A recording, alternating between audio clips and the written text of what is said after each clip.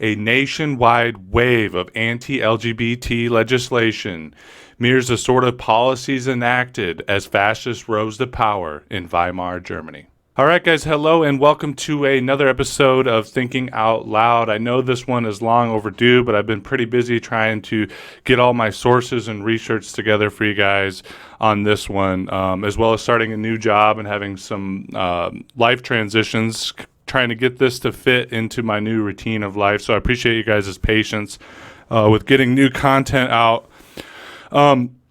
You guys have probably seen some of the announcements I've made around this video over the last couple of weeks. If you haven't, this week we're going to be discussing the wave of anti-LGBT legislation that's been sweeping the United States recently. I mean, there are literally hundreds of bills in state houses all across the country. We've obviously seen a campaign of book banning. We've seen drag queens and more genderqueer people being banned from public places. We've seen a whole host of bathroom laws, discriminatory laws implemented in public places as well, such as schools or federal buildings, things like that. We've seen assault on healthcare for trans and other LGBT people. Obviously, this has been a ongoing cultural trend that has, heightened over the last several years for a variety of reasons, right? But in the last year or two, we've really seen this escalate, right? LGBT people are telling us how scary this is. We've seen, historians and political analysts compare this to some of the trends, the cultural and policy trends that were occurring in Weimar as, German fascists rose to power there. So I thought it would be, useful and insightful to do a video, discussing some of the legislation that's, either going to be passed or may be passed, or that at the very least has been, pushed through in the state houses, that's coming up in the state houses, to go through some of this legislation, talk about what it means, but also to rewind back in history a little bit and examine, the Weimar period with the rise of Nazis and fascists in Germany and how they use the same exact sort of rhetoric, and implemented very similar policies under specifically the German Criminal Code Paragraph S175, as well as throughout all the different provinces and polities in Germany, did more localized sort of legislation and policy that looks eerily similar to the sort of things that we're seeing here in the United States. As another precursor to this video, we're having this discussion because I don't think anyone watching this channel would argue against the reality that fascism is on the rise in the United States. Fascism goes on the rise as capitalism enters decline. As we know, we've had neoliberal capitalism for several decades now, a reality which has completely hollowed out, our civic institutions. It has bought up all the government and implemented pro-corporate, very fascist policies in the economic realm, right? I mean, privatization is a policy cooked up by fascists, cooked up by Mussolini and Hitler and their like, right? Their societies were some of the most privatized societies, backed up by the state, of course, in human history. And it wasn't until the process of neoliberalization starting in the 70s, hyper-escalating in the 80s, 90s, that we began to see, the United States agenda, the Western agenda, overtake those of, the fascist pacts in the 30s, right? So no one would argue that fascist elements are not on the rise in the United States. We've obviously seen an expansion of hate groups. And in tandem with this video's subject matter in particular, I read one article. I think I talked about it in a past video where, leader of the KKK or leader of neo-Nazi group several of them talked about how, this anti-drag, this anti-trans hysteria is, causing thousands of people to, join the fold of, white supremacist, fascist organizations, right? So all of this is tied together, and as we're going to dissect in this video, this anti-LGBT, this, discriminatory attitude, bigoted attitude, towards LGBT people is, rhyme and reason is the modus operandi of, fascists throughout history, right? Always making that other, be it immigrants, be it people of a different skin color, people of a different religion, or people of a, non-normal sexuality or gender belief, right? So we're going to jump right into some of the subject matter here, guys. Make sure everything's working here. There we go. All right, so we're going to jump into some of the subject matter here, guys. As you can see, I've got quite a bit I'm going to go through here. Don't get panicked because this middle section here, these are all different bills. And we will not be spending too much time on each of these. We're going to just kind of rapid fire through these. I think I have probably about 12 of them up here that I will be showing you guys towards the middle of the video. This is 12 out of hundreds. And I actually have a map from the ACLU right here that you can probably see. That maps every single bill and gives you access to every single bill, So for those who think that I'm being hysterical about this, or that I'm, exaggerating or overstating what's going on with LGBT people, you're wrong, because this is a nationwide campaign coordinated in conjunction with fascist organizations, general right-wing organizations, Christian dominionist organizations. I mean, it's a whole pseudo-fascist network that has pushed this massive agenda that is just barreling through all the different state houses in the U.S. And I actually had a comment from somebody, kind of going back and forth about this, where they talked about, the federal government is super liberal on this and is pushing a very LGBT-friendly agenda. Okay, that may be true for the time being, but when we see this sort of coordinated campaign at nearly every single state house throughout the country, except for the ones where they're like very much de facto de jure dominated, unless they're de facto or de jure dominated by a liberal class, if we're seeing this sort of campaign going through all these state houses, we can just imagine how thin the veil is if we do get some of these more farther right extremists that are really starting to take up the Republican Party into an actual federal administration with the backing of the president. And they, as we know, they already have complete domination over the court system for the most part. So if you have these powerful coalitions working on the state governments, and then they already have control of the judiciary, and then if they were to take control of the federal government in that thin veneer of liberalism that exists under, say, Biden, which is a joke in and of itself, and which we'll talk about, plays a role in this sort of onslaught that's going on. But if we can see all three of these pieces coming together, coupled with, amplified contradictions economically and politically that increase the process of, radicalization towards the right of people, these things are all coming together in a perfect cocktail, which we can hope, due to a general trend of liberalism or tolerance amongst American people, over the last several decades, we've obviously seen people become more open-minded and permissive or accepting of people different than themselves.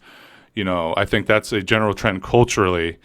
And we can hope that that general trend culturally is enough to save us from a complete, theocratic, fascist takeover. But nonetheless, as I was saying, we have all the pieces to here, as we'll go through, of a cocktail that is extremely, detrimental to what remains of our liberal society. And that cocktail will have an inordinate effect, obviously, on the most disenfranchised among us, LGBT people included. So getting into the reading here, guys, I'm sorry for rambling. This is from the United States Holocaust Memorial Museum. And this is what we're going to be talking about here is paragraph 175 and the Nazi campaign against homosexuality. Paragraph 175 was a German statute that criminalized sexual relations between men. It did not criminalize sexual relations between women. Paragraph 175 predated the Nazi regime. However, the Nazis revised paragraph 175 in 1935 to make it broader and harsher. It was one of the main tools that the Nazis used to persecute gay men and men accused of sexual relations with other men. So we're going to be talking about this because the stage that we're at right now, the sort of policies that we're seeing, really mirror the sort of attitude that was adopted by the newly emerging fascist Nazi regime in 1935, right? And this is important because, as it notes here, this paragraph already existed, but it was revised under the Nazis, right? And this is a very similar process that we're seeing with Republicans doing, where a lot of times when you read one of these bills, it doesn't seem like much, but what they've done is they've changed a few words. I mean, you know how politics and legalese works, right? You take a couple of words out, and suddenly a very narrow interpretation of a law that allows people to be protected is suddenly broadened in a huge way, especially if it goes to the courts and that broadening is institutionalized. It can be used for a whole host of, bare minimal discriminatory practices, absolute worst if things turn worse to worse, full-on genocidal, horrific policies. I mean, a great example of the way that legalese can be used to broaden and strip people's rights is, of course, the 13th Amendment, right? 13th Amendment says, involuntary servitude is prohibited, except as punishment for a crime, right? And because of that, you read that, you're like, oh, okay, no big deal. But because of that single line, those few words, we have seen slavery be re-implemented time and time again, despite it being abolished after the Civil War, right? Obviously, first being, chain gangs, loitering, and vagrancy laws that, took newly freed slaves and put them on chain gangs to rebuild the South. I mean, that was slavery with a different name and striped jumpsuits instead of whatever else they were wearing, right? And then obviously getting into the modern era with the war on drugs and the militarization of police, we've seen, the rise of mass incarceration as a, 2.5 million prisoners in the United States that are, convict leased to corporations as essentially free labor. I mean, 17 cents an hour is the average pay for a imprisoned laborer. Right, so that's just an example of how when you read some of these bills, you may be just like, that doesn't even sound that bad, but in reality, it is. The absence of a few words or the addition of a few words in any sort of legislation can destroy, hundreds of thousands of lives, if not millions of lives, right? So let's go ahead and get into the reading here, guys. All right, what was paragraph 175? Paragraph 175, and we may repeat ourselves here a little bit, was a statute of the German Criminal Code that banned sexual acts between men. It did not apply to sexual acts between women. The statute was part of Section 13 of the German Criminal Code. Section 13 regulated crimes and offenses against morality. And if you ever want to go, you can still find these documents. I didn't pull them up because we already have so much to cover.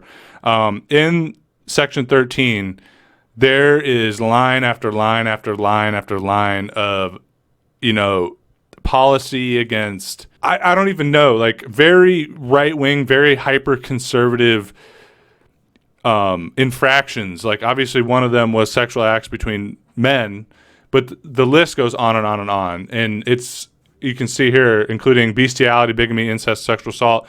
Some of these make sense. Some of them are obvious and should be part of something like that, but many more of them, initially reflected the attitudes or perceptions of the time, but as the Nazis began to take power, they began to do like what we're seeing here, an amplification of that, a more all-encompassing series of additions to it, right? Paragraph 175 was statute under the German Empire from 1871 to 1918, the Weimar Republic 1918 to 1933, and the Nazi regime 1933 to 1945 and into the post-war era. However, it was enforced differently by different governments and regime. Let's see. So here we have the original text of paragraph 175. It reads, unnatural sexual acts committed between persons of the male sex or by humans with animals is punishable with imprisonment. A loss of civil rights may also be sentenced.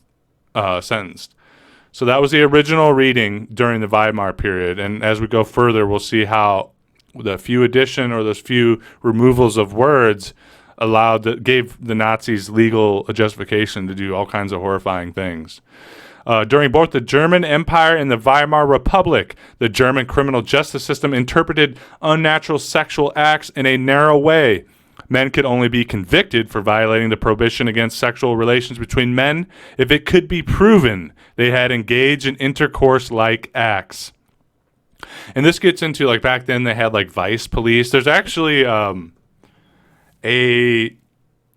Netflix TV show called, I think it's called Babylon AD, that takes place in Berlin in the Weimar, like in the 20s leading into the 30s, and it follows a vice cop cracking down on this kind of stuff, right? It's actually a pretty interesting show. If you ever want to get a little taste of like what Weimar was like, obviously there's probably better sources, but that was a show that was, you know, very engaging and gave an artful perspective on what it was like, kind of really brought you there.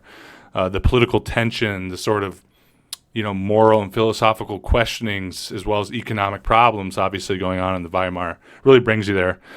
This made it very difficult for the police and the justice system to enforce paragraph 175, proving that intercourse-like acts had occurred, often required policemen to catch individuals in the act. So that was the vice squads we were talking about.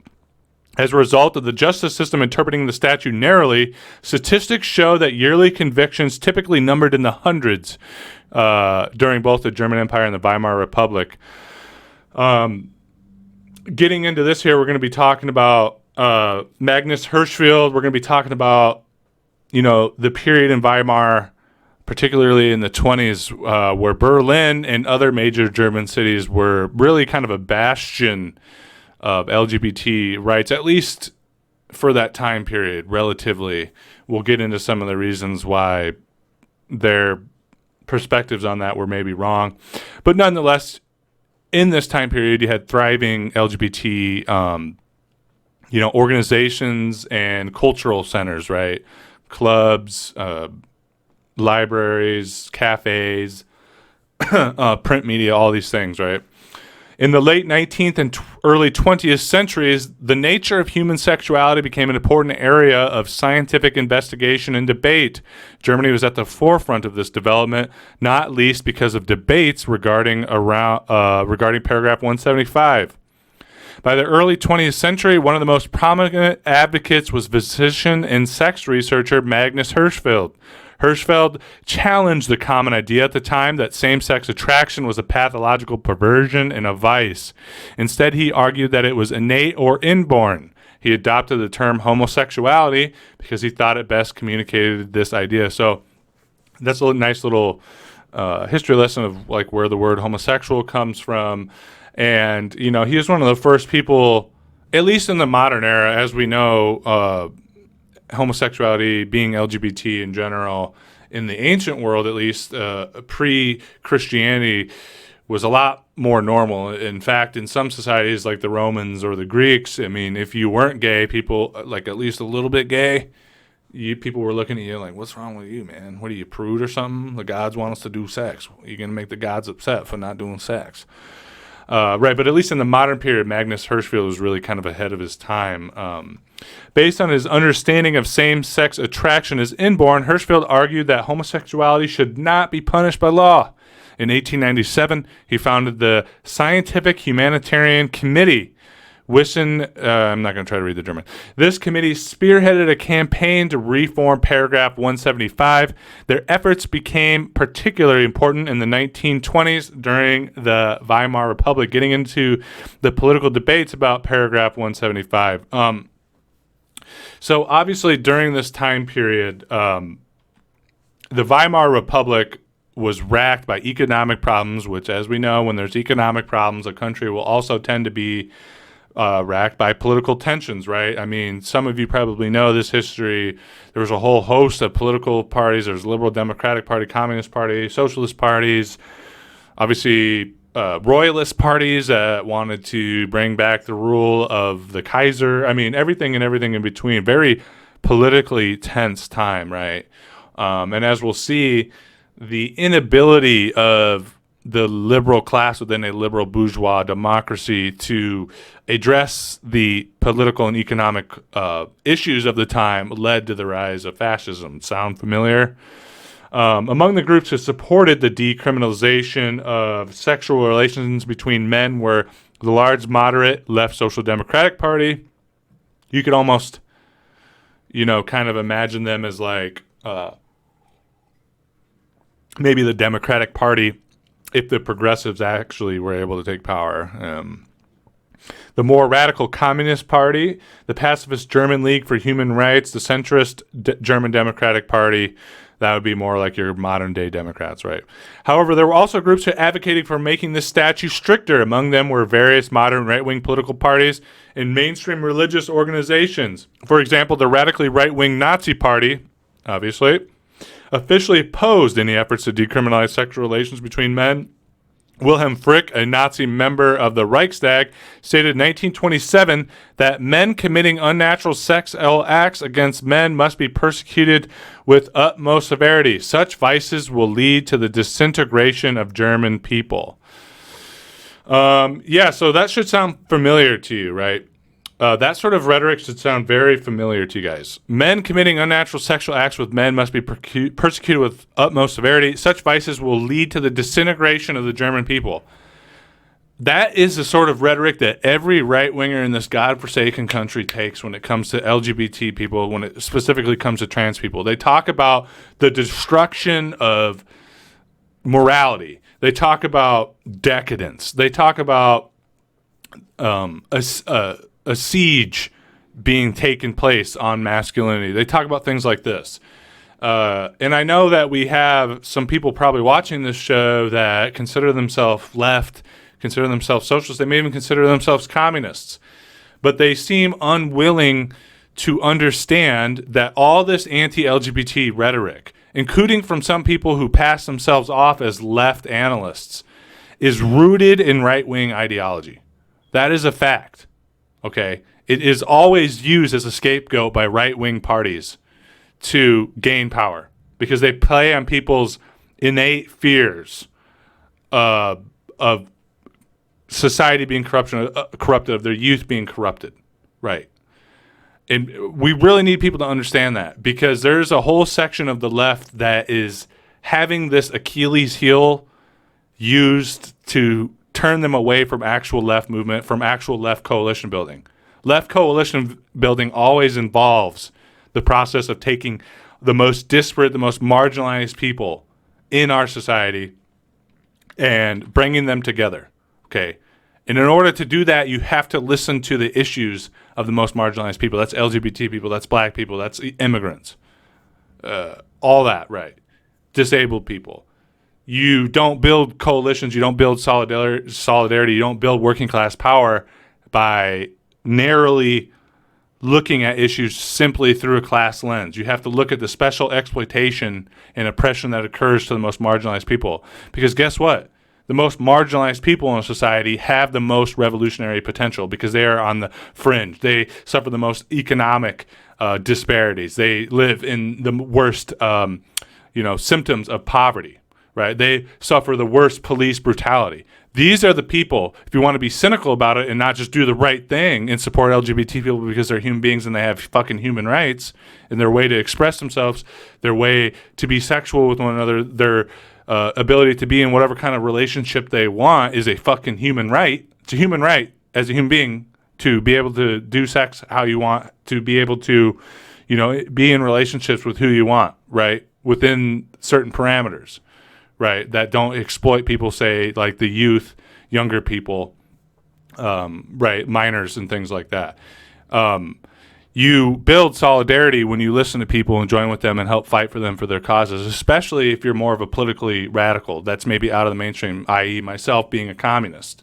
You may have, say, in this instance, LGBT people that realize that they are being oppressed. They realize that they are going through special forms of exploitation.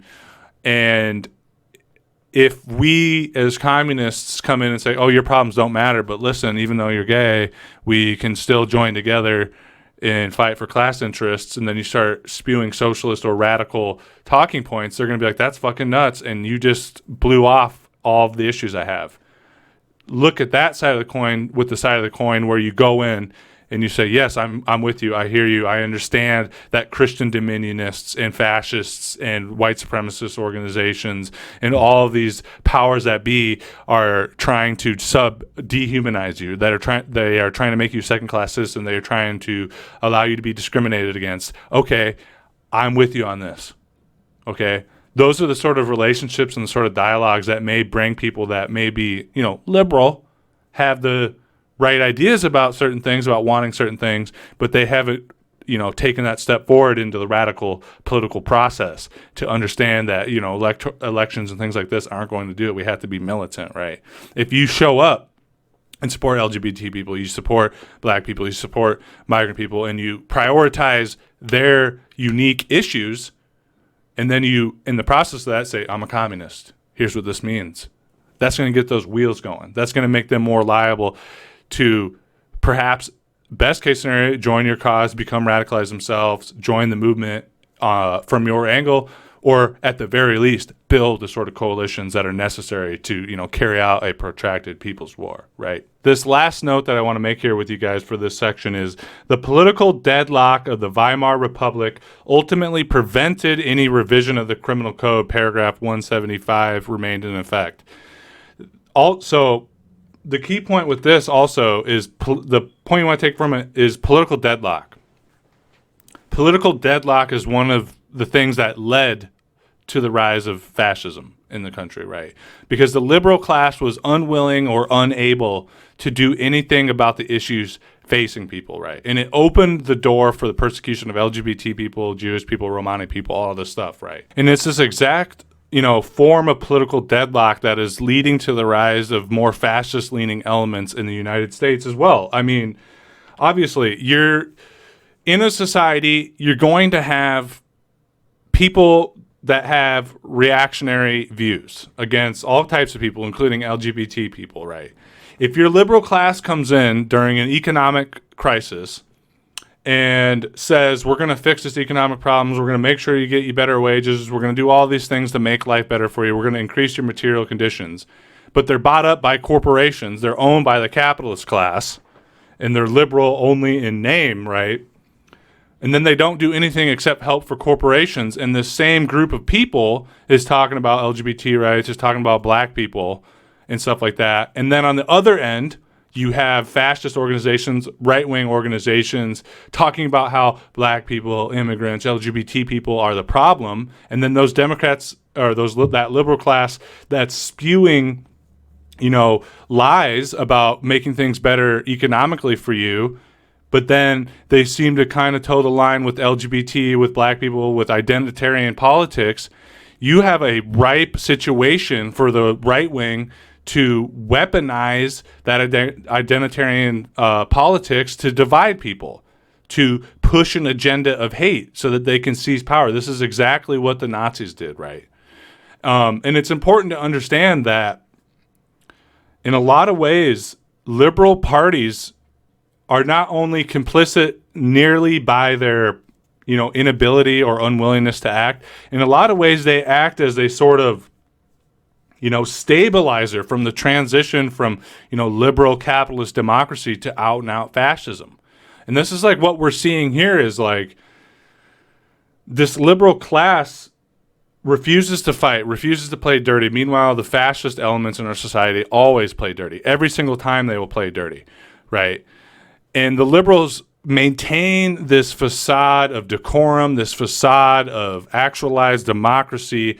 Meanwhile, behind the scenes, the fascist elements, the theocratic elements in society are doing like what they've done here. And it was the same in Weimar, buying up the judiciary, buying up political influence, mobilizing reactionary elements in society, right? So as much as we may talk about the Republican Party and the fascist elements themselves that are actually doing the lip service to this hate talk, liberals are every bit as complicit in it because they talk about it and don't do any of it. They don't do anything about it. They don't do anything economically. And the whole thing that we heard this last election cycle with why we need to vote for Democrats is that they were going to protect LGBT people and they were going to protect abortion rights and women's rights and things like that. They are unable to do that even. They can't even latch onto the identitarian issues that is the main reason why they tell us we have to vote for them, even if they don't act economically, even though they're full force right wing on the economic spectrum, right? Let's go on with the reading here, guys. It says Adolf Hitler was appointed Chancellor of Germany in January 1933. In the first 2.5 years of the Nazi regime, the government enforced paragraph 175 similarly to the way it was enforced in the Weimar Republic. At this time, the Nazis also used other means to target Germany's gay community. For example, they closed meeting places, arrested repeat offenders, and shuttered presses. However, in 1935, the Nazi regime revised paragraph 175. Afterwards, it began prosecuting men in far greater numbers for violating this statute. Right. So this is the transition that we begin to see where the Nazis begin taking over. Now, we have some addendum here. First off, it talks about not just legislatively, not just policy-wise, like what we're seeing right now with this wave of anti-LGBT legislation that's being pushed through. We're seeing an assault on LGBT people, just like they did there in Weimar, going on here in the U.S. as well. We're seeing hate crimes. We're seeing mass shootings. We're seeing, obviously, more gender fluid people or drag queens being ousted from public places. Like in Tennessee, if you're in drag, you cannot be in a public place. These are the sort of policies, they all come together in a way. We see Nazis and stuff showing up like for drag queen story hour and stuff. That sort of thing should, make you very worried about the sort of society we're heading towards. I mean, this is the exact sort of stuff that was going on during the Weimar, during the intermediate period between the Nazi regime. Now, what are we missing here in this envelope? Obviously, we haven't had a Nazi or fascist organization that's out and out with the hate speech, completely take over the federal arm of the government, right? But we are seeing that process happen in the state houses. And it's only a matter of time as it begins to happen in the state houses. It's already happened in the judiciary. Eventually, the contradictions are going to lead high enough, and this is all going to come to an head where these people have charge over the federal government. And then what's going to happen? Right now, we have a very thin layer, very thin veneer of liberalism in the federal government. It's only a hop, skip, and jump, especially with the control of state houses and the judiciary, to turn this. This is all the infrastructure, guys. This is all the infrastructure that's in place. Christian dominionist, theocratic organizations, mega churches. The police have been, for a long time, infiltrated by right-wing fascist organizations. The judiciary is under control. Increasingly, the state governments are beginning to be under control by fascist, alt-right, whatever you want to call them, sort of elements. This is all the infrastructure. And these bills being passed right now are the infrastructure. It is the revising of the paragraph 175 so that when the fascists do have the complete control of, say, the executive branch and the full federal nationwide legislative branch, what's standing in their way? Nothing, right? Going on here, this is the text of the revised version of paragraph 175. It says, Nazi jurists amended paragraph 175 on June 28, 1935. The new version of the statute went into effect on September 1st of that year. The new version, the Nazi version, said paragraph 175 read as, a man who commits sexual acts with another man or allows himself to be misused for sexual acts by a man will be punished with prison.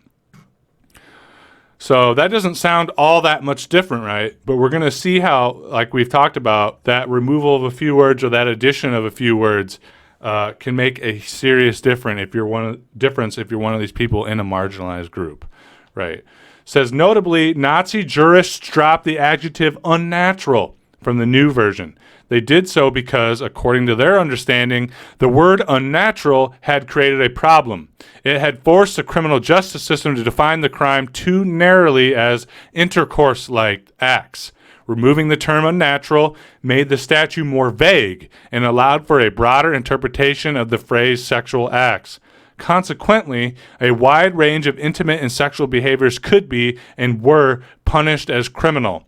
This even included gestures as simple as looking at or touching another man. So how does this relate to today, right? Obviously, it's not exactly the same. But this relates to today because, as we're going to see with some of these legislations some of these policies that are trying to get pushed through, this is a lot of what it was, is little bits of words moved around or taken out and things like this. a broad interpretation of the law can lead to horrendous things in the United States, in any government, right? And we're going to see how that comes up in our own society now, right? Going on here, guys, says, the Nazi regime saw men who engaged in these behaviors as particularly harmful because they believed they were corrupting other men. According to 175A, these acts could result in a sentence of up to 10 years hard labor in prison. Within the context of the German criminal justice system, this was comparatively long and harsh prison sentence. Obviously, I'm going to go ahead and say we aren't there to this stage yet. Like, I don't think, and people can correct me because maybe I'm wrong. No one's going to be sentenced to prison at this stage. I highly doubt it. I mean, but it's one of these things where we are so close to that. We are so close to that. All that's needed is that precedent to be set for people being sent to prison for showing up in the town square in drag or holding hands with, their husband or any of these things, right? Or, showing up dressed as a man because that's how you identify even though you were born as a female, right? All of these sort of things, right? I mean, it's just a hop, skip, and a jump. It just takes one instance, and I wouldn't be surprised if, drag queens are already getting arrested because there's a law saying you can't be in drag in public places in some of these towns or states like Tennessee maybe, and then they show up in protest. I'm sure that's already happened, right? And now they're probably not going to get 10 years of hard labor. But again, as we said, as this process continues, the infrastructure's there, then the precedent will be there. Then what, right? Going on here, importantly, both parties could be punished for analogous heterosexual acts. Only the person who instigated the act could be penalized. Furthermore, the legally prescribed sentences for analogical heterosexual acts were shorter. So, again, I want to touch on this here. The Nazi regime saw men who engaged in these behaviors as particularly harmful because they believed they were corrupting other men. Okay, so again, this is that same rhetoric that we're seeing now. I mean, with people like Andrew Tate, all the sigma male, alpha male bullshit. I mean, we laugh at this stuff because it's cringe if you have half of a brain. But there is a direct pipeline between, certain comedians, certain types of content on YouTube and other social media that will then funnel people to people like Jordan Peterson, to people like Ben Shapiro, people like Andrew Tate. You get funneled into that, and then they start talking about some of this, stuff about there's an assault on masculinity. There's, they want to infantilize men. There's a conspiracy to make people gay, right? And then that feeds them, that primes them ready and willing for out and out fascist rhetoric, fascist organizations, right? Because they've already been socialized, they've already been indoctrinated or joined a culture of hyper masculinity, toxic masculinity that makes them open to the sorts of talking points that fascists are going to make, right? So this is literally all this sort of stuff that you see with the alpha male, sigma male, the great replacement, as we'll see when it comes to Goering later on, is another example. I mean, this is all this stuff, guys, is just rebranded fascist rhetoric. And that's not me being paranoid. That's not me being alarmist to say that. That's literally what it is. These people know what they're doing. These coalitions of Christian dominionist fascist organizations, conservative organizations, think tanks, bribed jurists, all these people, this network of pseudo-fascists, this infrastructure of pseudo-fascism, they all know what they're doing. This is part of an intentional agenda to lead out the last vestiges of liberal democracy in the society and make it out and out fascist. And it's a process that's been going on for decades, but it's a process that's being hyper accelerated now. Let's do a little bit more of the reading here, guys. This next section says, paragraph 175 in sexual relations between women. When reforming the statute in 1935, Nazi jurists had a chance to extend paragraph 175 to women. However, they chose not to do so. Nazi leaders saw lesbians as women who had a responsibility to give birth to racially pure Germans called Aryans. The Nazis concluded that Aryan lesbians could easily be persuaded or forced to bear children.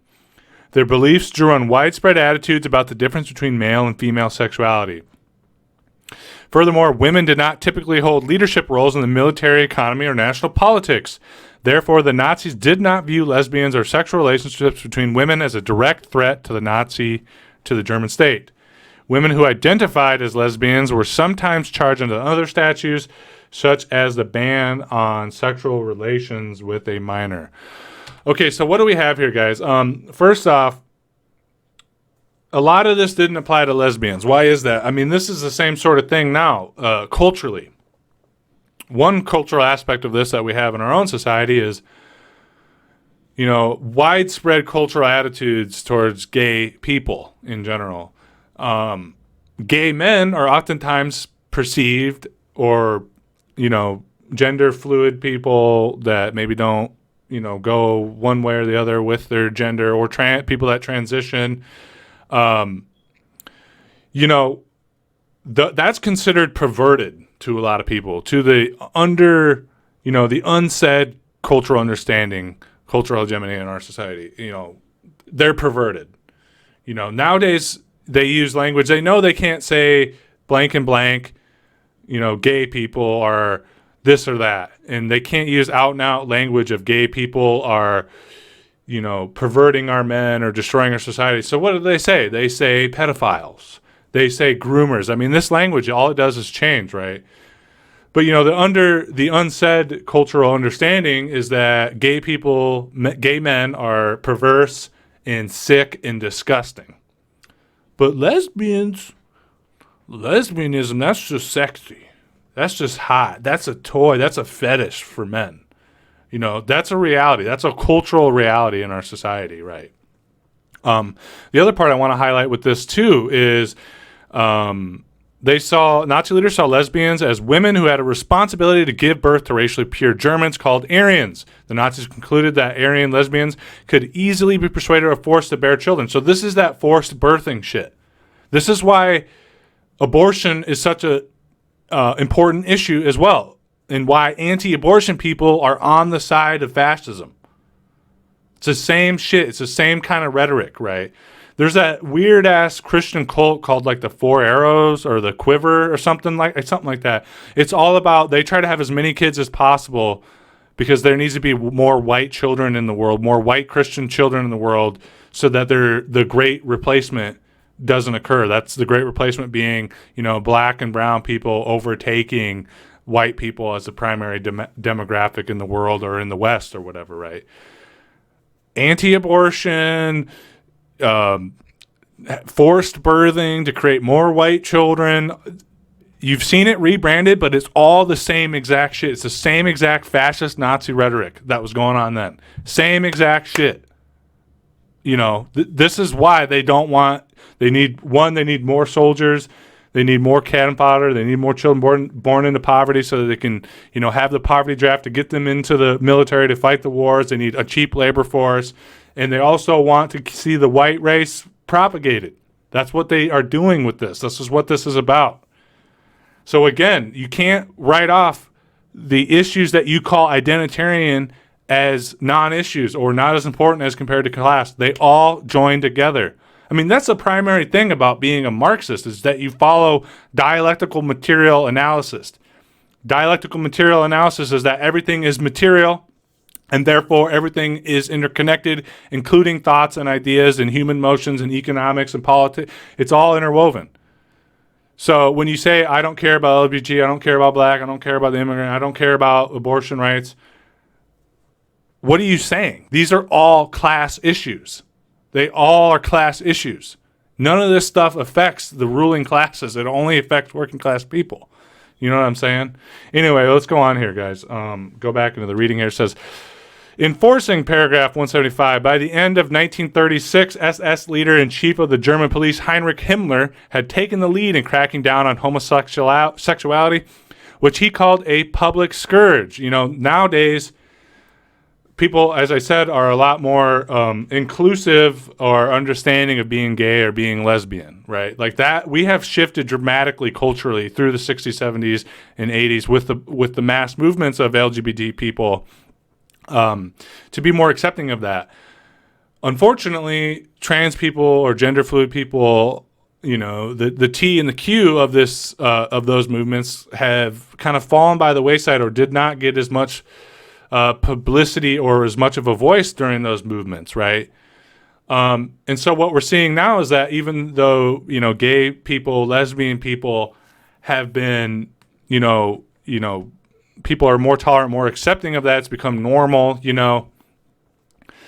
These right-wingers, these conservatives, these pseudo-fascists are like, okay, we can't talk like that anymore because more people are accepting of this. So again, like I said earlier, we'll change the rhetoric. It's pedophiles, it's groomers, okay? So there's that. They use that label instead.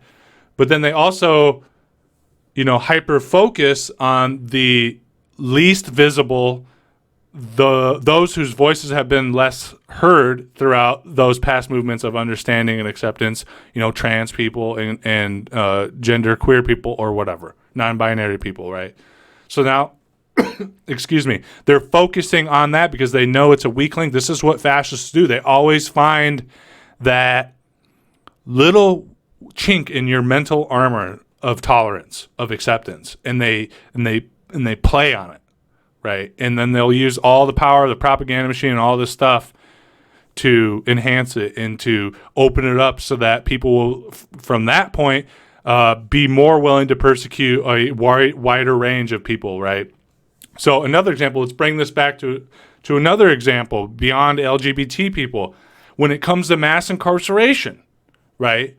Mass incarceration started with black people. It started with black, criminality. Why did it start with black criminality? Because we live in a society that is white supremacist. Throughout all of its history, it's been white supremacist. And you may say, I'm not a white supremacist, but still you've grown up in a society that's white supremacist. Huge numbers of people are white supremacist. Even if they have liberal views and beliefs, there's an unsaid, a tremor underneath the psyche of people living in this country that blacks are criminals, okay? So when they got paraded on the news every night or got paraded on cops TV during the war on drugs in the 80s and 90s as being arrested constantly, in movies always as thugs and criminals being locked up constantly, right? That opened up the door for mass incarceration to apply to everybody, including poor whites, right? So this is what they've done with trans people now. They've made and queer people now is they have found that weak point, that point of entry, right? And as we'll see, as time goes on, these contradictions sharpen, and the liberal class in our society continues to do nothing. They will, open that wide, and the spread of what people are willing to persecute will only widen, right? Let's see. He directed the police forces under his control to enforce paragraph 175. Himmler believed that this was necessary for the protection and strengthening of the German people. So again, where are we on the spectrum of going down this road? Are we at the point now where police forces are actively going out and trying to round up people and crack LGBT heads? I don't know. Maybe LGBT people can tell me, if I'm wrong, but I don't think we're quite at that level. We may be at the very beginning stages of it, but we're certainly not at the stage where it's, full force with Heinrich Himmler having a special battalion of police going out and doing it. But again, like we said, guys, I don't want to split hairs here because this is a hop, skip, and jump away. What happens when every branch of the government is taken by this coalition of fascist interests, right? It doesn't matter. It can happen overnight, quite literally. And this is the same way that we've talked about, with the immigration crisis. They have a whole infrastructure between the immigration crisis and the border detention facilities and the prison industrial complex, generally speaking. Guys, we're already at the stage of whatever type of, pseudo-fascist, fascist society where we have a whole network of prison labor camps ready to be open for operation for the most disenfranchised or politically dissident people in our society. I mean, we have almost all the infrastructure here. The only difference between now and in our society in the Nazi Germany of the past during the Weimar is the pace at which it's happened. In a lot of ways, the fascist experiment that was Nazi Germany and all the other states like Italy and stuff that were involved in that. It just was supplanted and brought over here, and a lot of learning was done from the mistakes.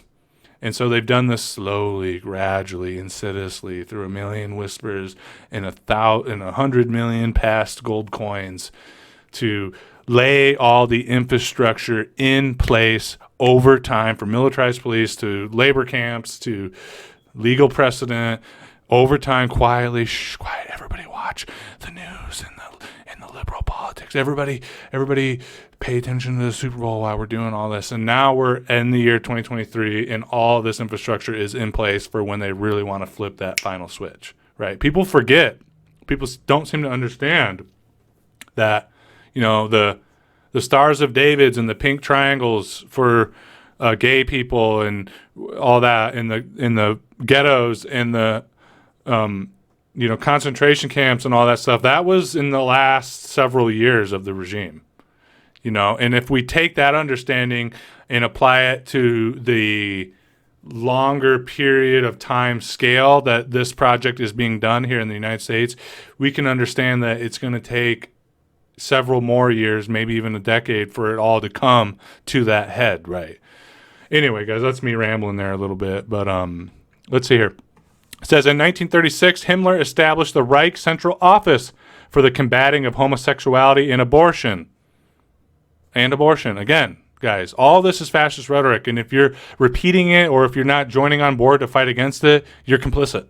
It's just the facts. Like, you need to accept it. It's one of these things. If you ever asked yourself, what would I have done during Nazi Germany? You are doing it right now, my man. That's it. This office was part of the Kripo criminal police and worked closely with the Gestapo political police. One of its main responsibilities was to police and track down men suspected of homosexuality. Under Himmler's direction, these police forces diligently pursued violations of paragraph 175. They conducted targeted raids on locales popular with gay men and locales popular with gay men, and closely monitored Germany's gay communities. So I would be willing to guarantee you guys that that's already going on now. Especially as there's been mass protests against anti-abortion, against anti-LGBT. I guarantee you the FBI is watching this shit. That's DVEs, domestic violent extremists. We did a whole episode on it. I guarantee you that's happening. And we're already obviously seeing places being shut down. Gay clubs, gay nightclubs, drag people, drag shows, all this stuff. We're in the beginning stages of having those places shut down. Right. And obviously, a lot of times fascist thugs will go and do it outside of the rule of law, shooting up gay clubs, showing up in their full-on fucking Nazi outfits to shut down a drag show, all this stuff. I mean, we're here, guys. It's not like on the horizon. It's like we're in it. This is a living process, All right, guys, let's see what else I got here.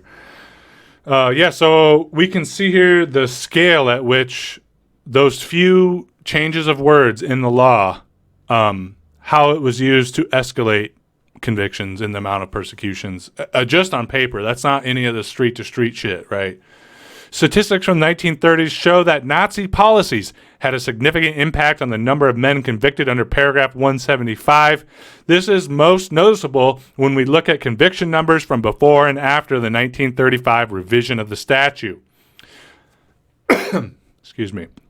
In 1934, there were 900, right before the Nazis fully cemented power, right? They came to power in the 33. The cementing process really was undertaken from 34, 35, and into 36. By 36, everything was pretty well cemented, the institutions. In 1934, there were 948 convictions for violating paragraph 175.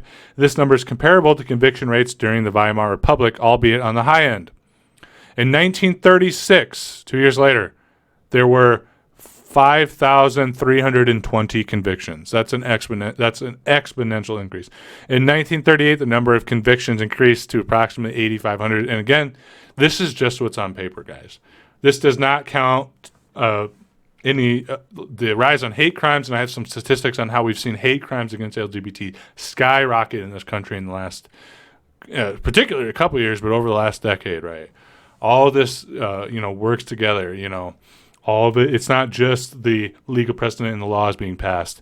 It's cultural, it's day-to-day activities, all of these things, right? All right, guys, let's go into this next section of reading here. Let's see. Transvestites and paragraph 175 arrests. So this is obviously transvestites was the way that people back then referred to either trans people, gender fluid people, things like that, right? Not everyone arrested under paragraph 175 identified as a man. During the German Empire and the Weimar Republic, Germany was home to a developing community of people who identified as transvestites.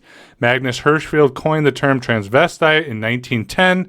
Initially, this term encompassed people who performed in drag, people who cross-dressed for pleasure, as well as those who today might identify as trans or transgender. Today, in English, the term transvestite is outdated and offensive. However, it is widely used at the time. Some self-identified transvestites were arrested under paragraph 175. These were people who were assigned male sex at birth but identified and often dressed and lived as women when they engaged in sexual relations with men. The Nazi regime saw this as male-male sex, but many transvestites did not see themselves as homosexual. They did not consider their sexual relations with men as male-male sex. Nonetheless, they were punished according to the regime's definition. So obviously, no doubt, as all LGBT people were persecuted under the Nazi regime and were experimented on as well.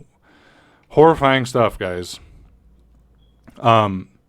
Says, why were some men sent to camps? Many of the men that the Nazi regime sent to concentration camps as homosexual were considered repeat offenders. They had multiple convictions for violating paragraph 175. Nazi leaders, including Himmler, believed that these men were particularly dangerous. Himmler believed that they could and would seduce heterosexual men. This would decrease the German birth rate and weaken the nation. Does that rhetoric sound familiar? It should. You hear it from pundits all the fucking time, from Ben Shapiro. I mean, I shouldn't even have to be saying this, guys. It's really a miracle to me that people don't see these connections, but particularly people on the left that are politically literate in so many other ways, but they just want to turn a blind eye to this. Maybe because they are protecting or hiding from their own prejudices that are within themselves that they haven't reconciled with. I mean, I'm not even trying to talk shit. I grew up in a rural-ass, backwards-ass community. As I came into adulthood, I had a lot of reactionary views about LGBT people. But I grew out of it because I listened to them as human beings and began studying about it. You can overcome this, and you should. And it's going to be necessary if you want to be on the right side of history. Going on here, the pink triangle, some of you guys may already know this. The Nazis classified prisoners in concentration camps into groups according to their reason for imprisonment. By 1938, these groups were identified with various colored badges worn on camp uniforms. Many men imprisoned for allegedly violating paragraph 175 had to wear a pink triangle. This badge identified them as homosexual. According to the prisoner classification system, sometimes these prisoners were called 175. So just the last little bit here, and then I'll get into some of these other sources, guys. This is paragraph 175 after the Nazi era, particularly between East and West Germany, right? The criminalization of sexual relations between men in Germany did not end with the defeat of Nazi Germany in 1945. After World War II, Germany was remade by the Allied powers. It became two countries in 1949. These countries were on the opposite sides of the Cold War. Obviously, Federal Republic of Germany, West Germany. That was capitalist German Democratic Republic, East Germany, communist state allied with the Soviet Union. After the war, the Allied powers forced the Germans to repeal Nazi statutes and laws. However, even though the Nazis had revised paragraph 175, the Allies allowed the revised version to remain in effect. This was because the statute had been part of the German Criminal Code before the Nazi era. East and West Germany used different versions of this statute. Within 1 year of its founding, that's the East Germany, the socialist side, chose to use the earlier narrow version of paragraph 175. This version used the wording from 1871. The country also kept paragraph 175A, which criminalized certain non-consensual sexual acts between men. In 1957, East Germany stopped enforcing paragraph 175. It fully abolished both statutes in 1968, right? So the persecution, the legal persecution, the legal precedent for persecution of LGBT people was completely abolished in East Germany, right? West Germany continued to use the 1935 Nazi Germany, Nazi version of paragraph 175. That's because its political apparatus was mostly ran by Nazis and fascists that were left over. Because that's what the United States put in power, because they're fascists too. At first, West Germany authorities vigorously enforced the statute. Between 1949 and 1969, this is after the Nazis were gone, 100,000 men were arrested under paragraph 175. Approximately 59,000 of them were ultimately convicted. Some of these men received prison sentences. The prison sentences were typically much shorter than during the Nazi era. In some cases, they lasted days or weeks. Other men did not serve time, but instead had to pay a fine. In 1969, West Germany de-emphasized enforcement of the statute. They also continued to do forced sterilizations, the same thing the Nazis did during that time period. I mean,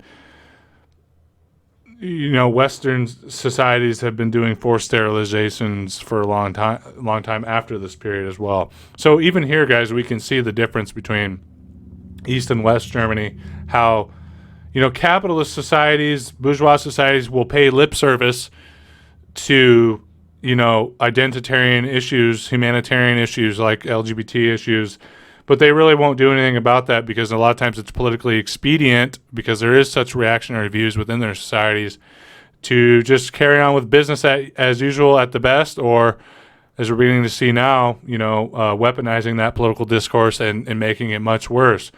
It's just night and day, the difference between East and West Germany, right? But yeah, guys, we have some more sources here we're going to get into. The first thing I want to talk about is this right here. So we kind of went through all paragraph 175, the process and the scale of which, and the time period through which anti-LGBT legislation was pushed in the Weimar and then subsequently in the Nazi regime. So right here, we have the 10 stages of genocide, and I'm bringing this up just briefly to read to you guys so that you can visualize it, and then I want you to visualize where are we on this spectrum in our own society right now, right? With LGBT people, with black people, with all these, whoever it may apply to. As we do this exercise, I want you guys to also consider the fact that this isn't a straight line. Okay, it's not like this has to happen and then this happens and then this happens. Otherwise, it doesn't count. It's a process of flow, a process of give and take. And some of these things may exist in various degrees, even if we haven't reached their full capacity, if that makes sense, right? So let's go through and read this, guys. Stage 1, classification. The differences between people are not respected. There's a division of us and them, which can be carried out using stereotypes or excluding people who are perceived to be different. Are we there? Symbolization. This is a visual manifestation of hatred. Jews in Nazi-occupied Europe were forced to wear the yellow Star of David or the pink star for LGBT people. Are we there? Do we have that? I'll let you answer. Discrimination. The dominant group denies civil rights or even citizenship to identified groups. The 1935 Nuremberg laws stripped Jews of their German citizenship, made it illegal for them to do many jobs or to marry German non-Jews. We are definitely in the process of discrimination. That's part of what this legislation is about. As we'll see with one of them, the term gender identity is scrapped out of anti-discrimination laws. Are we there? I'll let you be the judge. Dehumanization. Those perceived as different are treated with no form of human rights or personal dignity. During the genocide in Rwanda, Tutsis were referred to as cockroaches. The Nazis referred to Jews as vermin. How does this apply today? Do we have this today? Pedophiles, groomers. Okay. Are we there now? You answer. Stage 5, organization. Genocides are always planned. Regimes of hatred often train those who go out to carry the destruction of people. Sudanese government supports the arms of Janjaweed Arab militia and defer to carry out violence and killings. Organization, right-wing theocratic organizations, hate groups, all these interconnected infrastructures and organizations with right-wing political parties, Republicans, things like that. Is it as severe as it was maybe immediately into the Nazi regime? Maybe not. But nonetheless, we are there. We have a degree of it now. Polarization. Propaganda begins to spread by hate groups. The Nazis used the newspaper Der Stürmer to spread and cite messages of hate about Jewish people. Are we there? Are there propaganda outlets pushing anti-LGBT rhetoric? Stage 7. Perpetrators plan the genocide. They often used euphemisms such as the Nazis' phrase, the final solution, to cloak their intentions. Acts of genocide are disguised by self-defense if there's an ongoing armed conflict or civil war, such as in Bosnia. Are we there? Probably not on the scale of Nazi Germany, but we can see that the pot on the back of the stove is simmering in this department. Right. Persecution. Victims are identified because of their ethnicity or religion, and death lists are drawn up. People are sometimes segregated into ghettos, deported or starved, and property is often exploited. Genocidal massacres begin. Are we there? I'll let you be the judge of that. I'll let you answer. Extermination. The hate group murders their identified victims in a deliberate and systematic campaign of violence. Millions of lives are destroyed or changed beyond recognition through genocide, and then denial. That's self-explanatory. The perpetrators of later generations deny the existence of any crime. Evidence is destroyed and witnesses are intimidated. So, guys, I just wanted to read this to you guys because we are on the spectrum somewhere, and depending on who you ask, they'll tell you somewhere different along the spectrum. But we have degrees of nearly all of these, most certainly. If you wanted to ask my opinion, I'd say we're probably somewhere between 6 and 7, maybe even a little bit of 8. Obviously, persecution doesn't have to occur just through the state. We are definitely seeing persecution occur by hate groups, and they are escalating, as I have statistics for here shortly. So I'll let you guys be the judge. When I talk to LGBT people, particularly trans people, they will, explicitly tell me we're in the process of number 8, bleeding into 9, because in the eyes of trans people, them being denied their gender-affirming care is a process of trying to exterminate them, because for a lot of LGBT people, particularly trans people, if they don't have this gender-affirming care, there are higher rates of suicide, higher rates of morbid depression or mental health crises. So it really depends on the lens through which you look at these things. But, when I talk to LGBT people, they're telling me they're somewhere between 7, 8, 9. And we need to listen to people that are marginalized when they tell us what's going on. It's not just our opinion that matters, right? Now, obviously, we can add an addendum to all this because the full capitulation of state power to the fascist regime, at least in this campaign of anti-LGBT, hasn't fully been cemented yet. We're in a weird limbo-esque period, but the gap is narrowing, as we've talked about. So we have that there, guys, for you. Let you, talk about. This next thing I want to pull up takes place during the Weimar period. The 6th of May, 1933, the looting of the Institute of Sexology. The Institute of Sexology was founded by Magnus Hirschfeld, who we talked about earlier. He was a real pioneer of LGBT rights and scientific understanding and changing the discourse around being gay is not an act of perversion or vice, but as just part of being human.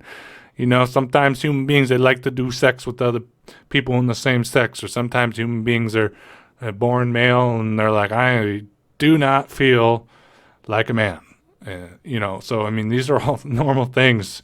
They've been normal throughout all of human history, and during different periods, they've been weaponized for a political scapegoat. But I'm bringing this up because I want to use it as a conduit for a larger discussion about some of the book banning we've been having. says, on 6th of May, 1933, the Institute of Sexology, an academic foundation devoted to sexological research and the advocacy of homosexual rights, was broken into and occupied by Nazi-supporting youth. Several days later, the entire contents of the library were moved and burned. Excuse me. The Institute was initially occupied by the German Student Union, who were a collective of Nazi-supporting youth. Several days later, on 10th of May, contents were moved to Berlin's Beppelplatz Square that night, along with 20,000 other books across Germany. They were publicly burned in a symbolic attack by Nazi officials on their enemies.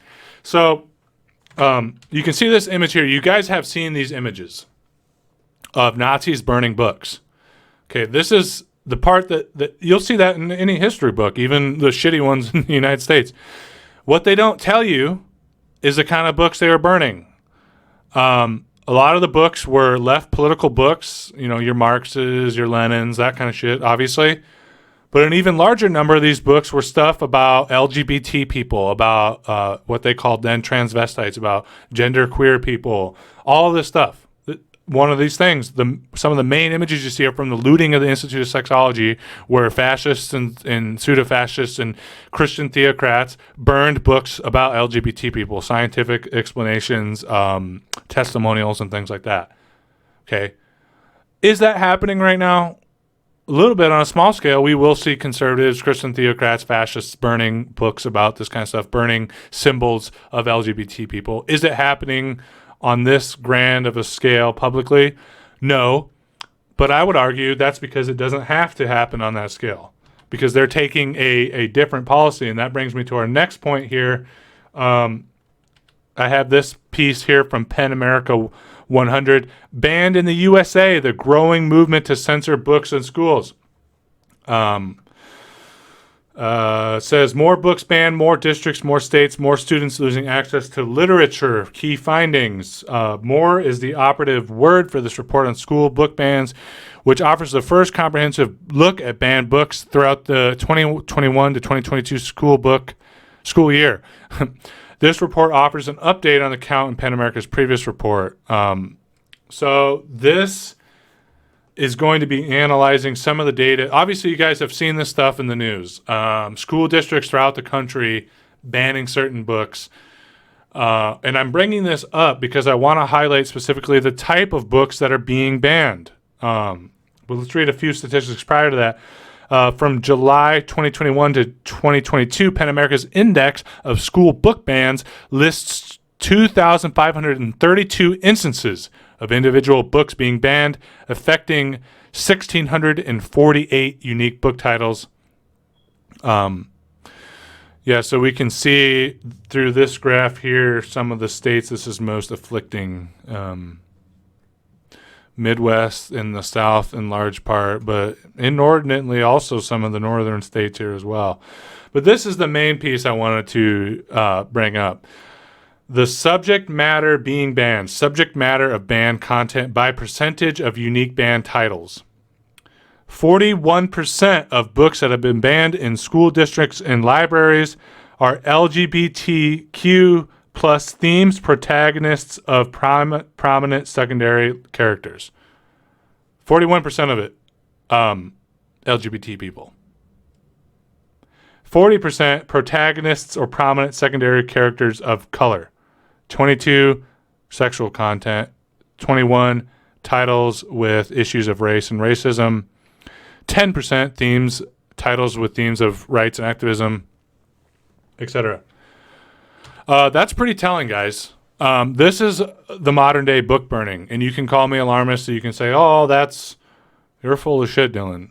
This is what it is, because we no longer live in societies of, domination. We live in societies of control now, where we don't have to necessarily just put people in a room or burn the books in the town square. We have complex systems of control where all you have to do is ban certain things, change the algorithm a little bit, have demographics on certain types of people that will automatically feed into databases that will determine what kind of education they get, what kind of job they can get, what kind of credit they can get. We live in a hyper-modern 21st century post-industrial society. We have systems of control that make it so that a bunch of fascist armband-wearing thugs don't have to dump shit in the street. and then burn it. They don't have to do that. They can completely remove the existence of books, the access to these books, and oftentimes through the stroke of a pen or a couple of clicks on the computer or the writing of a few lines of code. Right, so very similar. Next, guys, I want to get into some of the legislation that's being pushed through. This is obviously the bulk of what's been going on, what's been talked about in the news, right? Okay, so this right here, I have defend the rights of all people nationwide. This is from the ACLU, American Civil Liberties Union, mapping attacks on LGBTQ rights in the U.S. For state legislatures. This is huge. In the last few years, states have advanced a record number of bills that attack LGBTQ rights, especially transgender youth. The ACLU is tracking these attacks and working with our national network of affiliates to support LGBTQ people everywhere. So this is really nice. You can go check it out yourselves, and you can read literally the text of every single bill. And this is why it took me so long to, prepare this video for you guys, is because I spent many days poring over fucking legalese and then cross-referencing it with some of the also similarly provincial or local legislation that occurred in the Weimar under the precedent of German Criminal Code Paragraph 175, right? And it was really exhausting and fucking There's nothing more depressing and exhausting than reading about the oppression of human beings in legalese. Because you have the soul-sucking aspect of reading legalese, which is already terrible. It doesn't even matter if it's good legislation. And then, obviously, the soul-shattering aspect of seeing people being pressed under the boot of the state, right? So it's really great. You can go through here and click any one of them, and it'll give you a whole list. So right here we have Montana, right? This is how many bills that are either being pushed through, have recently been shot down, or that are on track to be passed or were passed. And you can see the type of issues: schools and education, other civil rights, healthcare, free speech, and expression. So, this might be a little boring if you're just somebody that's listening through a podcast streaming platform, but I want to go through and just click a few of these states, right? So you can see, here's Idaho. Hopefully you guys can see that, right? Here's Nevada, is not as bad. South Dakota, Iowa, where I'm from, it's fucking sickening. Look how many in Iowa. I couldn't even go through all of them, guys. A lot of them I did highlight were from Iowa. I'm ashamed, guys. I don't even know what to say. These are all bills that would affect LGBT people explicitly or implicitly. Missouri, I'm sure, is great. Look at that. Look at this. Missouri. Advancing. See? For those people that are saying it's people are being alarmist or that it's being blown out of proportion, it certainly is not. Not at all. And I've read a lot of them, and they're all like templated. A lot of them from like probably ALEC or something, some conservative think tank that writes all the laws for our fucking politicians. Let's check Texas. That's going to be a goodie, right? Here's Texas. Hopefully you guys are able to see this. Yeah, look at that. It's sick, guys. I mean, I'm exhausted just reading it. Let's see. What would be another one that's probably really bad, especially Mississippi, I'm guessing. Yeah, here's Mississippi. Looks like a lot of these got defeated, Mississippi. Good for you. Anyway, guys, you can see the scale here clearly. Tell me it's not a problem. Yeah. But I do want to highlight a few of them, guys. Particularly from Iowa and Florida are the ones that I picked out because those are, Iowa's from my own state, and Florida has probably had maybe the most, Florida and Texas have probably had the most attention surrounding this topic, particularly because of like the politicized nature of like Governor Greg Abbott and I think he's Representative Ron DeSantis, obviously. So let's look at a few of these guys. This might get a little dry. I'm not going to go through all of them, but just to kind of highlight what some of these are. So a lot of these are bathroom laws. Says each school district is prohibited from doing any of the following: facilitating any accommodation that is intended to affirm a student's gender identity if that gender identity is different than the sex listed on the student's official birth certificate. So This is a law being passed through that says school districts cannot do anything to support LGBT people, trans people. They can't do anything to support trans people. A school district can't do anything like put up a sign saying, hey, it's a kind thing to do that if somebody's trans, you call them by their preferred pronouns. You know, shit like that, right? And this is like copy and pasted throughout many of these states, right? Here's a good one, really important one I want to talk to you guys. This is the whole text of anti-discrimination legislation in the state of Iowa. It has been gone under a series of addendums, so we can read some of it. Different, types of discrimination. You can't discriminate people for job training, vocational schools, jobs, career and technical education, any of that, or housing, any discrimination, guys, because of race, creed, color, sex, sexual orientation, gender identity has been scratched out. National origin, religion, ancestry, or disability, scratched out, scratched out, scratched out, scratched out. So again, what does this mean? This is what we talked about how the removal of a few words or the addition of a few words can broaden the systemic ways in which people can be persecuted. So now any landlord, any employer, any educational facility, if you are trans, if you are identified as a certain way that doesn't go with whoever is in charge of hiring or bringing you into that organization or whatever, has a right now to discriminate against you because you're trans. Right there. Tell me that's not discrimination. Tell me that's not an issue. Right. And now you have no legal protections for it either. Like, you can't sue under state law. I mean, you could probably I imagine, bring it to a federal court, but this shit costs money. So your protections are gone. This is a law. I'm sorry, I went through a lot of these, so it's hard to remember. Okay, so this one is adoption or foster care facilities or families or group homes, any of these kind of things, have a religious exemption. That's what this is about. They have a religious exemption to discriminate against the kinds of people that they allow.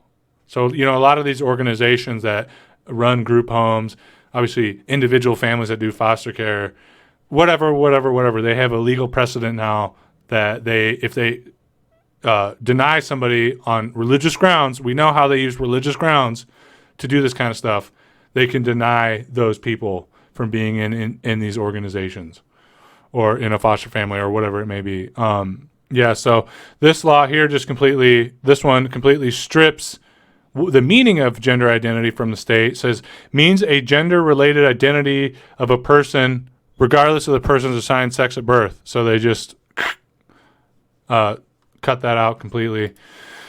Let's see here. I mean, guys, there's so many. Let's see. Yep. So this is the other one that goes in conjunction with the one around religious freedom. This chapter shall be known and may be cited as the Religious Freedom Restoration Act. And this is, again, using religious protections as an excuse, as a loophole to allow for persecution or discrimination. We go in here. This one is an act protecting religious liberty and state sovereignty relating to marriage.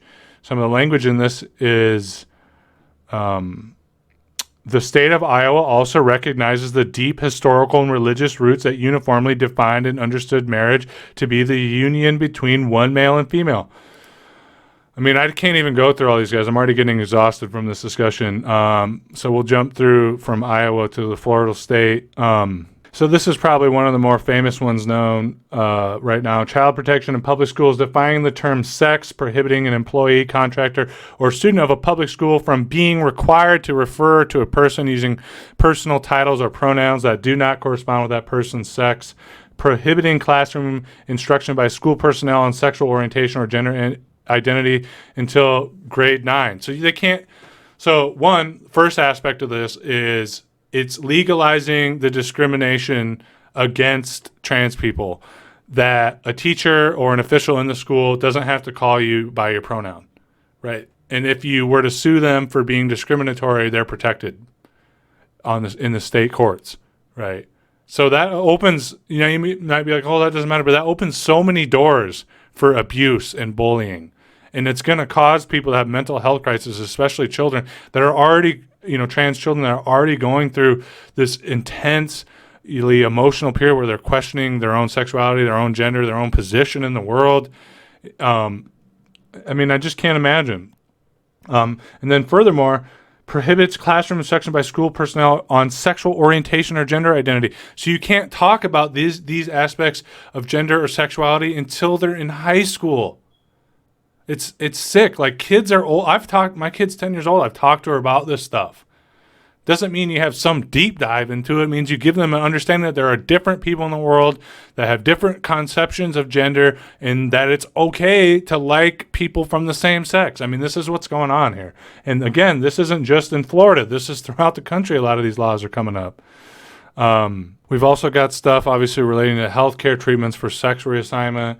And a lot of this stuff, guys, doesn't even apply to like hormonal or surgical interventions for minors. It also talks about barring people from getting help with mental health services, about, like gender affirming mental health services, talking about it with professionals and about people that can help you better understand, your sort of transliminality, right? All this kind of stuff. Going back to the Iowa thing as well, there's legislation barring any funding being used to allow for inclusivity or anti-discrimination or anti-prejudices, school curriculum and things like that. It just goes on and on and on, guys. Again, gender clinical interventions, not allowed to see doctors about these kind of things. If a doctor suggests something, they can also be criminalized, just like the abortion thing in Texas. So obviously we have facilities requirements based on sex. Obviously we have another bathroom bill. There's so many bathroom bills, it's just laughable. And obviously a lot of that is just cheap political clout for conservatives. And guys, it just goes on and on and on. And so obviously we have 12 out of hundreds of these sort of bills highlighted here. I just went through a few of them because I know this video has already gone on for quite a while already. I'm starting to lose steam a little bit. But the last thing I want to touch about is, like, we're kind of trying to analyze this beginning of persecution, this infrastructure being built for persecution from all angles, right? And I also want to show how this isn't just a new political and cultural trend going on, or a new political and cultural trend that's being accelerated. This stuff is all having effect. The rhetoric that you're seeing from right-wing propagandists, the acquiescence of politicians in the state houses, all of it is leading directly to the rise in hate crimes against LGBT people. So we have this here. It says new FBI data shows more hate crimes. These groups saw the sharpest rises. I'm just going to touch on this briefly, guys. So we have this graph right here. Hopefully you guys can see that. Let me pull this up. So biases against black, white, gay, male. So if you look, the highest increases are against LGBT people. So gay male, 41% increase. LGBT people in general, plus 70% increase. Transgender specifically, plus 15% increase. And I also do want to highlight Asian, plus 167%. And that's obviously unrelated to this, but still related to the rise of fascism. This is the hate mongering that we're seeing, the fear mongering around China, right? So this is where we're at, guys. All of this rhetoric, all of these policies, all of these rise and building of coalitions between theocratic organizations, fascist organizations, outright hate groups, conservative politicians that are using it for political clout, and then, of course, the acquiescence or the docility of the liberal class that should be protecting these people is all coming together in a huge way to build the infrastructure and cultural precedents that allows for mass genocide. And we've had a discussion about where you may think we are along this process, but we cannot deny that we are on this road. That America has long since been on the road to fascism, and we are now truly, truly, truly getting into the final stages where the veneer of liberalism is being disintegrated. The infrastructure has been built. And it's only a matter of a series of contradictions and subsequent events from those contradictions that can lead to an out-and-out red armband fascist fucking state, guys. But really, guys, that's all I have for you. I hope I've done a decent job enough kind of bringing out all this information, tying it together, hopefully having you see it from a different perspective. Drop a comment, let me know what you thought. Add your thoughts, guys. Let's have a dialogue about this, especially if you're LGBT people. I want to hear your voices about this. Add more links, add more statistics, more perspectives to this conversation. It is absolutely essential. But at the end of the day, guys, I just want to drive home this fact. We need to build a revolution in this society that is capable of overthrowing capitalism, that is capable of overthrowing capitalism's descent into fascism. And we do not do that by turning a blind eye to the most marginalized people amongst us. We do not turn a blind eye to people that are fighting in Black Lives Matter, that are Stop Asian Hate, that are pro-LGBTQ, that are pro-trans. We only build a revolutionary movement, a coalition of people, by joining all of our organizations together and joining hands with the most marginalized amongst us. And we can only do that when we defend them tooth and nail. We lose power when we don't stand up for the most marginalized before us. You know, everyone thinks back to that. First, they came for the whatever poem about Nazi Germany. It seems to me like people, and sadly, a lot of people on the left, completely miss the point of that whole poem. If we don't stand up for one another and build solidarity, we will all end up in the rail cars, guys, because that is where this society is heading, especially as contradictions heighten, especially as climate change heightens, especially as inequality in financial system continues to erode, especially as American imperial hegemony, which is the only thing propping up our economy, continues to deteriorate. I mean, guys, we have to look at all of ourselves, working class people, as one big family. And we don't do that, and we don't achieve that, and we don't build power by saying your issues don't matter. Clearly, these issues that LGBT people are having are very fucking real and have very serious implications in the past history of rising fascist movements, right? But again, guys, that's all I have for you. Thanks for stopping by. Thanks for watching. Don't forget to like. Don't forget to subscribe. Remember, you can support me on Patreon for as little as $1 a month. You can join me there at patreon.com/entitledmillennials. Share it out to everybody. Add to the discussion, guys. Let's keep this going. Let's make this analysis out there. Let's keep this discussion going. And remember to support your LGBT brothers and sisters, your LGBT comrades going forward, guys. But yeah, as always, it's great hanging out with you. Great speaking with you, and I look forward to seeing you guys again soon. Bye. I'm staring into the rain. I don't feel anything.